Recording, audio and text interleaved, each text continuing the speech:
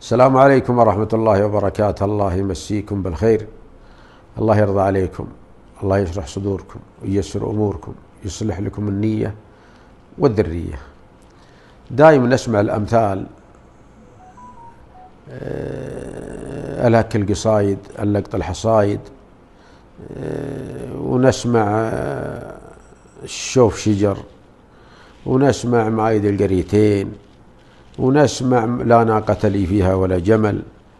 نسمع كثير من هذه الأمثال ولا نعرف وش سببها ولا نعرف قصصها.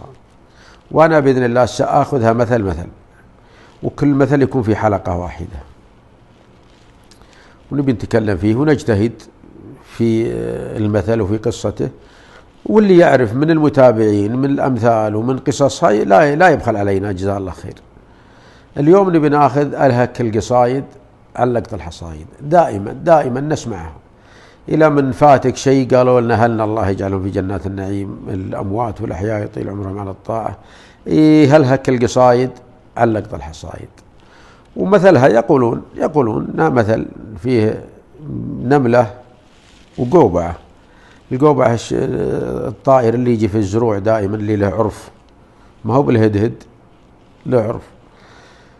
فكان الزراع عندما يطيب الزرع يحصدونه، وإذا حصد أثناء الحصد وهز الشغل في المحش وهز السنابل يتساقط كثير من الحبوب. يقولون أن القوبعة هذه تاكل حبة وتغرد وترقص وتغني وتطير وتوقع، يعني مستمتعة. النملة ما عندها الحركات هذه. النملة شغالة 24 ساعة من طلوع الشمس إلى غروب الشمس، ولا تلتفت لشيء، تأخذ من الحب وتوديه للمستودع حقها. انتهى الزرع وانتهت الحبوب،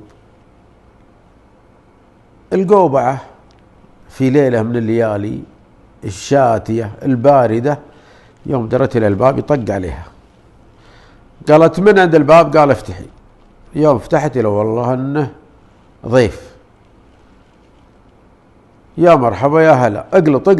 وهو يقلط هذا الضيف هذا، عاد ما ندري هو عصفور ولا قوبعة مثلها ولا ما ندري. تلفتت ما عندها شيء. والواحد إلى منه يعني حزبه أمر من الأمور يلتجي بعد الله سبحانه وتعالى إلى من يرى فيه السداد من أصدقائه ومن أبناء عمومته ومن إخوانه قبل كل شيء. هي وين راحت للنملة. يوم درت النملة إلى والله الباب يطق عليها، قالت من عند الباب في هالليلة المبروكة والباردة؟ قالت افتحي. جارت القوبعة. وش تبي؟ قالت افتحي. يوم فتحت النملة ولا والله القوبعة واجفة. قالت وش تبي؟ وش تدورين؟ قال والله ما في إلا سلامة ونختس، جاني ضيف وما عندي شيء نحطه له، واليوم ما لي إلا الله ثم أنتي، أبيك تعطيني شيء يسدنا الليلة عشاء، وإن شاء الله إلا من الله يسرها رديتها لك. النملة ما صارت وفية، صفقت الباب في وجه القوبعة، قالت الهك القصايد عن لقط الحصايد، وراح مثل. فاحنا نقول يا شباب لا تلهيكم القصايد عن لقط الحصايد، اشتغلوا اجتهدوا. لا تلهيكم الملهيات عن الصلاة، لا تلهيكم الملهيات عن الأعمال وعن العمل وعن الشغل وعن الكد وعن المكدة، ولا تلهيكم عن بركم بوالديكم، ولا تلهيكم عن صلتكم في جماعتكم. فاجتهدوا اشتغلوا، ولا يلهيكم النوم.